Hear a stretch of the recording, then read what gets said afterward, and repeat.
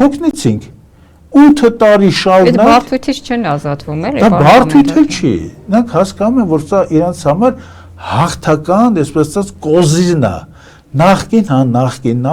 Նախկին։ Գնացեք Հայաստանից, մի հատ կղզ վերցրեք, դիրքավորվեք, իրար մեղադրեք, իրար բռնեք, իրար ծեծեք, այդ ականջ ոչ ջարդել, ինչ ուզում եք արեք։ Այս քաղաքական դաշտը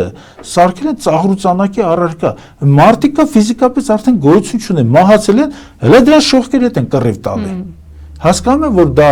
իրենց հաղթաթուղթ է, բայց չափ կա, սահման կա։ Դե արդեն ծիծաղելի է, արդեն ծիծաղելի, որտեղ նախկինը ցավել չի։ Ես մի օրինակ բերեմ,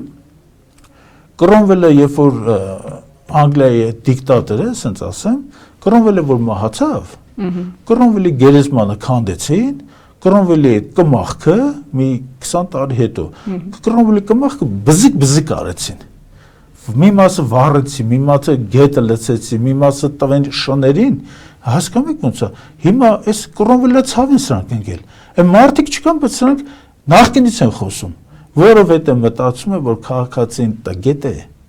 քաղաքացին չի կարդում, քաղաքացին չի հետազոտում, քաղաքացին տեսական աշխատանքի ընդհանրեք հնարավորություն, վերլուծական դատողություն ընդհանրեք չունի կամ պարզապես աշխարհայացքը նրա չի ներում իրերը խորքային պատկերացում ունենալու համար, այսանք դրել են այդ նախկին, այնպես թվեր են ասում, թվերի ոչ մի թիվ, որ համադրում է, սա սուտ է, ընդ որում երկրի ղեկավար լինելով հանդերձ, չէ՞, աշխարհ առանցքային նույնիսկ թեմաների շուրջը թվերի չի տիրապետում։